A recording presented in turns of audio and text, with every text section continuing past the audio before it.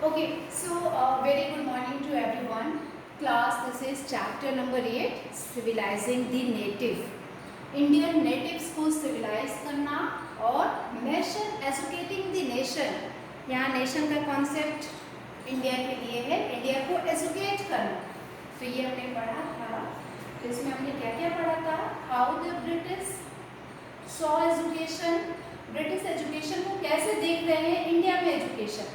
तो इसमें मैंने आपको दो कॉन्सेप्ट बताया था, orientalism and the second one is the opponent of orientalism.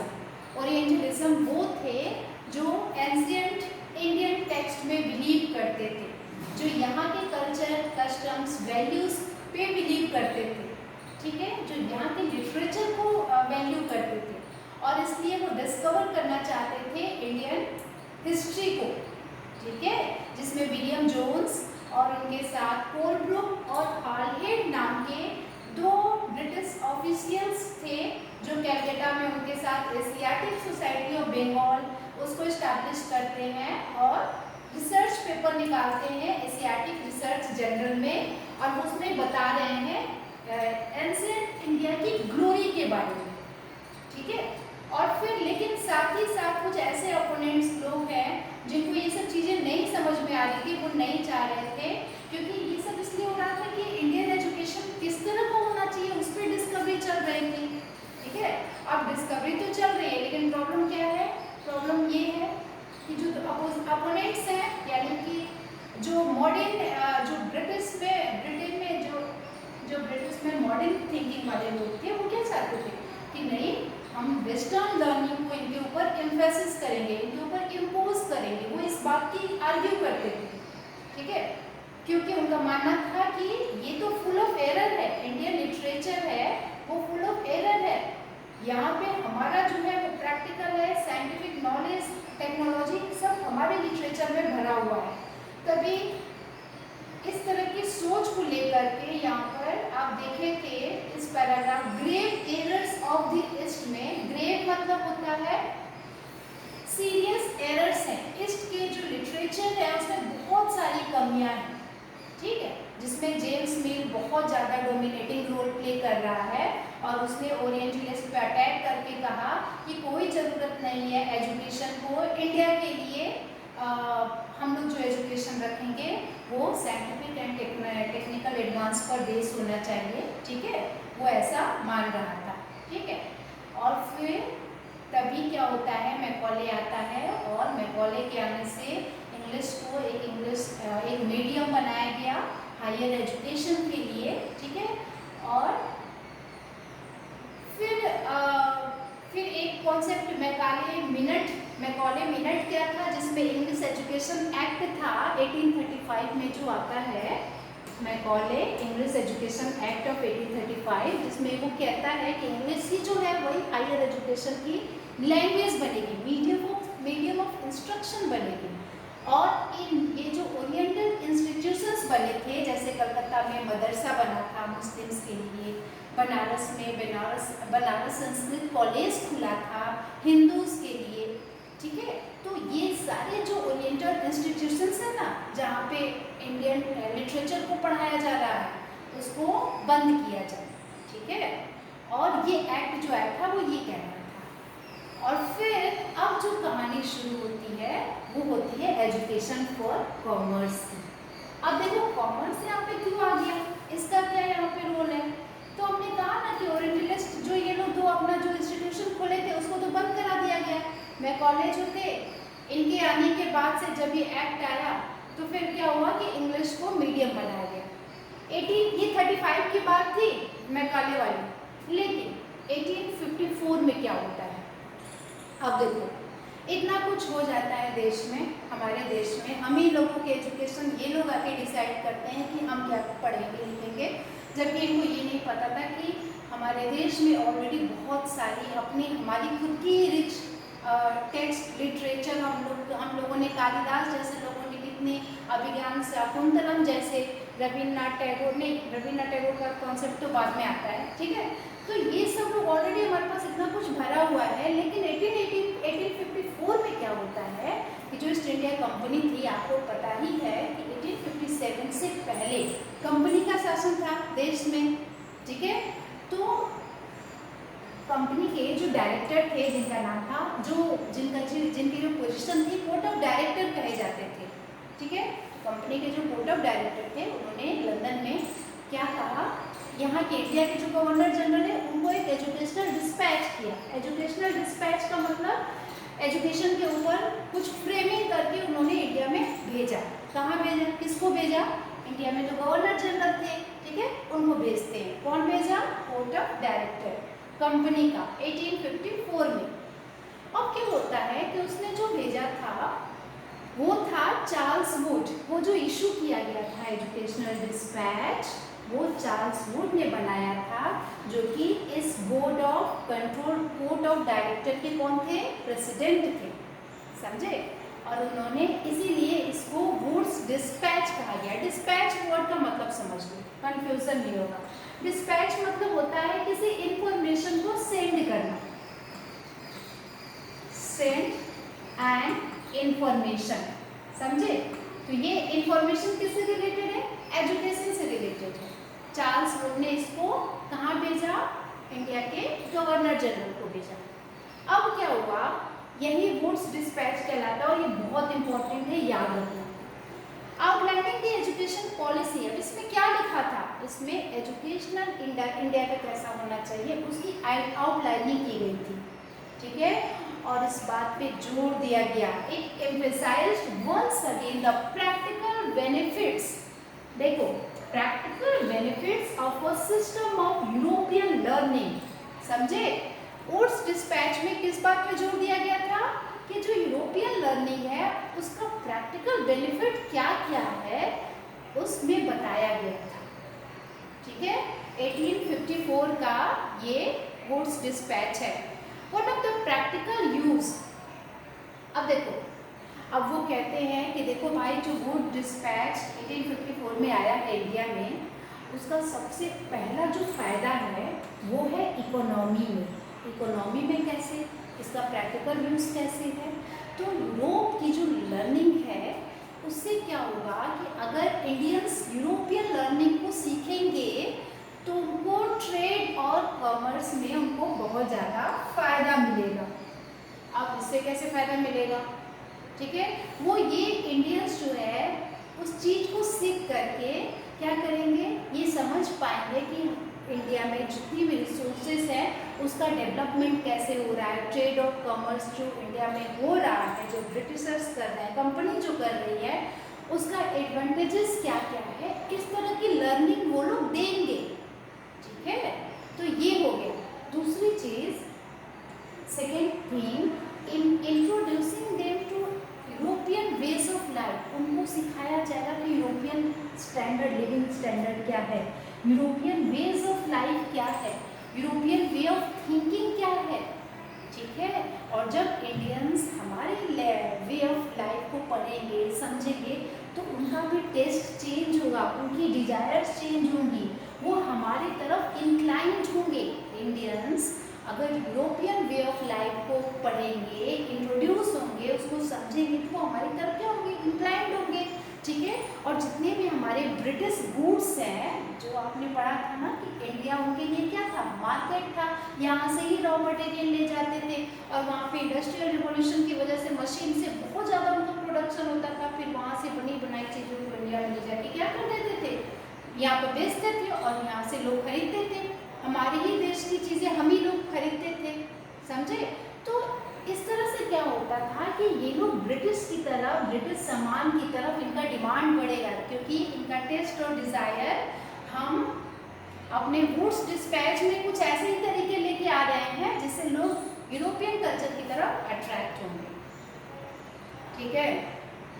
अभी मैं इसको एक बार शॉर्ट में बता दूंगी, एक दो पॉइंट में समझ जाना। चलो, ये तो दूसरा फायदा उन्होंने गिना दिया कि ये आपको फायदा होगा। तीसरा क्या बताया उन्होंने कि Wood's dispatch also argued that European learning would improve the moral character of Indians. अब ये देखो, इंडिया के मोरल कैरेक्टर्स को वुड्स डिस्पैच जो कह रहा है कि अगर आप यूरोपियन लर्निंग सीख लेंगे तो आपको क्या होगा? आपकी मोरल कैरेक्टर बहुत अच्छे से बिल्डअप होगी, ठीक है। और इसके पहले हम लोग का मोरल कैरेक्टर बिल्कुल भी नहीं था, समझ लो, ठीक है। तो अब क्या हुआ कि क्योंकि इनका ये मानना था कि literature of the east countries की जो लिटरेचर है was not only full of grave errors, उसमें केवल बड़े बड़े एरर्स ही नहीं है, it could also not instil in people a sense of duty, इसमें कोई मोरालिटी ही नहीं है इंडियन लिटरेचर में। यहाँ के लोग कोई डिसिप्लिन नहीं जानते हैं, वो बिल्कुल भी स्किल्ड नहीं है, उनके अंदर कोई कमिटमेंट नहीं है काम को लेकर के। तो इनका ये मानना था कि अब ये लोग यूरोपियन लर्निंग को अगर सीखेंगे तो क्या होगा, इंडियंस की मोरल कैरेक्टर जो है वो बिल्डअप होगी। ये तीसरा इम्पोर्टेंट पॉइंट था। अब देखो, तो ये सारे पॉइंट्स तो बता दिए, अब आगे क्या हुआ एक बार फिर से हम समझ लें। वुड डिस्पैच क्या था, 1884 में आया था। इसका टाइम देख लो, वुड डिस्पैच का पहला पॉइंट में लिखोगे टाइम कब आया, 1854 में आया। किसने भेजा था, जो प्रेसिडेंट थे कोर्ट ऑफ डायरेक्टर के। कोर्ट ऑफ डायरेक्टर कौन है, ईस्ट इंडिया कंपनी की जो कोर्ट ऑफ डायरेक्टर थे उसके जो, हाँ, चार्ल्स वुड ने भेजा। हु का क्वेश्चन क्लियर हुआ, हुम किसको भेजा गया था, इंडिया के गवर्नर जनरल को, गवर्नर जनरल ऑफ इंडिया को भेजा गया था। व्हाट, उसमें क्या लिखा गया था, उसमें उसके प्रैक्टिकल बेनिफिट्स बताई गई थी कि अगर आप यूरोपियन लर्निंग को सीखेंगे तो आपको इकोनॉमी में फायदा होगा, ठीक है। आप ट्रेड और कॉमर्स जो फैल रहा है इंडिया में उसके एडवांटेजेस को समझ पाएंगे। फिर उन्होंने दूसरा बताया कि आप यूरोपियन वे ऑफ लर्निंग के बारे में जान सकेंगे, और अगर इंडियंस ने यूरोपियन वे ऑफ लर्निंग को, लाइफ स्टाइल को सीख लिया तो ब्रिटिश गुड्स जितनी भी इंडिया में आ रही है उसकी बहुत ज़्यादा डिमांड बढ़ जाएगी, समझे। तो ये सारी चीज़ें हैं जो वो बता रहे थे कि वुड्स डिस्पैच का फायदा क्या क्या है, ठीक है। इनका मेन पर्पस यही था। और तीसरा मोरालिटी सिखाने के लिए। अब देखो फिर क्या होता है, फॉलोइंग द यस बेटा मैम, उस टाइम इंडियन कल्चर में वो मोरालिटी एक्चुअली में नहीं था कि सिर्फ ब्रिटिशर्स को ऐसा लगता था। बेटा अभी आगे आगे देखो चैप्टर में होता है क्या, अभी आपको थोड़ी देर में मालूम चल जाएगा। आपको क्या लगता है कि हमारे देश में मोरालिटी नहीं थी? अगर मोरालिटी नहीं थी तो इतने बड़े बड़े ग्रंथ कैसे लिखे गए, इतने बड़े बड़े वेद, पुराण, उपनिषद और शास्त्र वगैरह को कैसे कंपोज किया गया? आपने पढ़ा है एंशिएंट इंडिया में कि कालिदास जो नवरत्न होते थे, 9 जेम्स होते थे गुप्ता कोर्ट में, बड़े बड़े स्कॉलर्स होते थे। आपको पता है कि जो आर्यभट्ट ने मैथ्स में डेसिमल जो स्टार्ट किया था वो डेसिमल इनको ब्रिटिशर्स को मिला था, जिसकी वजह से आज मैथ्स हम लोग पढ़ते हैं ना, पाई का मान कितना होता है, value of pi, decimal value, zero का कॉन्सेप्ट सब इंडियंस के लोगों के द्वारा दिया गया है। और यही आर्यभट्ट जो पटना के रहने वाले थे। तो आप कहते हो कि हमारे देश में मोरालिटी नहीं थी, ठीक है। तो ये सब सिर्फ इनका तरीका है, क्या तरीका है, ये बताना कि देखो हम तुम्हें सिविलाइज्ड कर रहे हैं। जो यहाँ के इंडियन नेटिव्स हैं, ओरिजिन्स हैं जो यहाँ के लोग, उनको हम सिविलाइज्ड कर रहे हैं, ये बताना चाह रहे हैं। क्लियर? अब देखो, अब ये 1854 के डिस्पैच को फॉलो करने के लिए बहुत सारे तरीके किए गए। क्या क्या किया गया अब ये समझो। एजुकेशनल डिपार्टमेंट इस्टेब्लिश किया गया, नंबर 1। इसको जरा ना पॉइंट लगाते रहना। Educational department of the government were set up, ये फर्स्ट लाइन है। सेकेंड लाइन, दूसरा इंपॉर्टेंट काम उन्होंने क्या किया, establish a system of university education. University education को एस्टैब्लिश किया गया था, समझे। 1857 में जब रिवोल्ट हो रहा था ना सिपॉयज का मेरठ और दिल्ली में, उसी समय हमारे देश में कलकत्ता, मद्रास और बॉम्बे में यूनिवर्सिटीज एस्टैब्लिश की जा रही थी।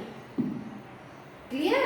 और ये सब क्यों हो रहा था? क्योंकि 1854 में वुड्स डिस्पैच आया था। और तीसरा काम क्या हुआ, attempts were also made to bring about changes within the system of school education। School के एजुकेशन को चेंज करने के लिए वो कोशिश करने लगे, ठीक है। तो ये थर्ड पॉइंट हुआ।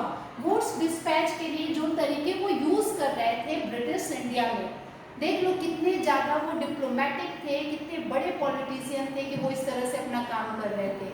ये पिक्चर देखो बॉम्बे यूनिवर्सिटी की है 19th सेंचुरी में, ठीक है। आप इधर आइए, आप देखेंगे the demand for moral education. अभी तक तो जो बात बन रही थी एक मोरल एजुकेशन का भी कॉन्सेप्ट था डिस्पैच में, ठीक है। अब ये कौन सा मोरल एजुकेशन की बात हो रही है, अब ये कौन सी डिमांड हो रही है, इसको समझो। ये जो आप पिक्चर देख रहे हैं ये विलियम कैरे है, विलियम कैरे। ये विलियम कैरे कौन है, स्कॉटिश है, स्कॉटिश यानी कि स्कॉटलैंड के रहने वाले विलियम कैरे जो एक मिशनरी थे। मिशनरी समझते हो, आज आप देखोगे इंडिया में जितने भी मिशन स्कूल्स हैं ना जहाँ पे क्रिश्चियनिटी एजुकेशन दी जाती है, आप ये देखोगे बिशप जॉनसन है, सेंट मैरी ल्यूकस है, ये सब जितने भी स्कूल्स हैं, ठीक है। अब देखो the argument for practical education was strongly criticised. अब क्या हुआ कि Christianity missionaries in India, India में जितनी भी क्रिश्चियनिटी मिशनरीज थी, आपको पता ही है कि यहाँ पे ब्रिटिश यहाँ पे कंपनी क्यों आई थी इंडिया में। मैंने आपको 4 रीजन्स बताए थे शुरू में, ठीक है। वो 4 रीजन्स कौन कौन से थे, ध्यान रखना कि ये लोग, इनका पर्पस क्या था, कॉलोनीज जहाँ जहाँ ये लोग बनाए थे वो क्यों बना रहे थे, एक अपने रिलीजन को एक्सपेंड करने के लिए, अपने धर्म को फैलाने के लिए। दूसरा जो कॉन्सेप्ट था वो क्या था, रिलीजन के अलावा अपने आप को बहुत ज़्यादा रॉ मटेरियल्स के लिए, अपने कंट्री को पावरफुल बनाने के लिए उनको रॉ मटेरियल्स चाहिए था, उसके लिए। और तीसरा क्या था, एक और था, बताओ what was the third point, अपना रूल एस्टैब्लिश करने के लिए, अपना रूल एक्सपैंड, बिल्कुल सही, अपनी टेरिटरी को एक्सपैंड करने के लिए। वेरी गुड, इसका आंसर था ये अमृता, अमृता, वेरी गुड। चलो, तो ये टेरिटरी एक्सपैंड करना, अपने को, अपनी कंट्री को रिच बनाना और अपने धर्म को ऑल ओवर वर्ल्ड में एक्सपैंड करना। अब ये क्रिश्चियन मिशनरीज का कॉन्सेप्ट क्या था, तो जो ये विलियम कैरे था इसने क्या किया कि देखो हम लोग 1854 के पहले क्या था, जब ये लोग, तो वास्को डी गामा ने 1498 में रूट डिस्कवर किया था इंडिया में, ठीक है, वाटर रूट। लेकिन उसके बाद से 1857 के बीच में तो 100-200 साल आ गए, तो उस बीच में एजुकेशन का क्या कॉन्सेप्ट था इंडिया में, तो यहाँ पे कुछ क्रिश्चियन मिशनरीज थी उससे पहले, और ये लोग का मेन उद्देश्य था improve the moral character of the people. India के जो लोग हैं इनकी मोरालिटी को इम्प्रूव करना, और इनका ये मानना था कि ये सिर्फ और सिर्फ क्रिश्चियन एजुकेशन से ही इम्प्रूव्ड होगा, समझे। तो ये मिशनरीज स्कूल का जो इंडिया में कॉन्सेप्ट है, ये सिर्फ इन्हीं लोगों के द्वारा, जब ये लोग आए थे ना तो उन्हें साथ इन लोगों को भी लेके आए थे। क्लियर हुआ ना। तो 1830 तक क्या होता था कि कंपनी जो थी, वैसे तो कंपनी शुरू में इन मिशनरीज एक्टिविटीज को अपोज कर रही थी। East India Company was oppose to missionary activities in India. It fear that, क्योंकि इनको ये लग रहा था, देखो ध्यान से सुनना, बहुत इंपॉर्टेंट है। देखो कंपनी को ये लग रहा था कि भाई ये जो मिशनरीज हैं, मिशनरी क्रिश्चियन एजुकेशन अगर ये लोग वहाँ पे इम्पोज करेंगे इंडिया में, तो कहीं ऐसा न हो कि जो वहाँ की लोकल पॉपुलेशन है वो हमारे ऊपर डाउट करने लगे कि ये हमें हमारे धर्म को चेंज करने के लिए आए हैं। तो वो डरे हुए थे इस बात को लेकर के। It fear that missionary activities would provoke, उनको प्रोवोक करेगी अमॉन्ग्स द लोकल पॉपुलेशन, ठीक है। तब उन्होंने क्या किया, इसीलिए ये इनको मना कर रहे थे, ठीक है। इसको पढ़ना, ये सारी चीज़ें इसी में लिखा हुआ है, डिमांड फॉर मोरल एजुकेशन में, ठीक है।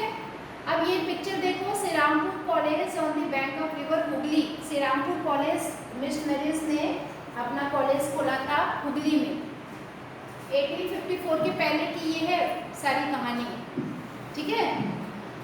अब देखो what happened to the local school, लेकिन हमारे इंडिया में क्या जो लोकल स्कूल थे उनका क्या हो रहा था, वो लोग के साथ क्या हो रहा था, बहुत इंपॉर्टेंट है ये वाला पॉइंट, ठीक है। कि ये लोग मिशनरी स्कूल की बात कर रहे हैं, वो डिस्पैच लेके आए, ओरिएंटलिस्ट आए, फिर विलियम जेम्स मिल जैसे लोग आए, तो अपने देश में हो क्या रहा था, जो ये लोग आके हर तरह की चीज़ें इम्पोज कर रहे हैं यहाँ पे, तो देखो यहाँ से कहानी, असली कहानी यहाँ से शुरू होती है। अब देखो क्या हो रहा था, what happened to our local schools. ये हमारा स्कूल है इंडिया का, जिसमें ये एक पंडित है, ठीक है, और ये सब लोग बैठे हुए हैं ग्राउंड पे, और इनके हाथ में कोई भी बुक्स वगैरह कुछ भी नहीं है, बस सब बैठे हुए हैं, और ये झोपड़ी है बगल में, ठीक है। Do you have any idea of how children were taught in pre British time? Pre British time, British time से पहले इंडिया में पढ़ाई कैसे होती थी? Have you ever wondered whether they went to school? तो बच्चे स्कूल कैसे जाते थे? क्या कोई स्कूल भी था पहले, ब्रिटिश रूल के पहले? तो देखो ये सारे क्वेश्चंस हैं जो हमें इसमें करना है। तो अभी मैं आपको इसका आंसर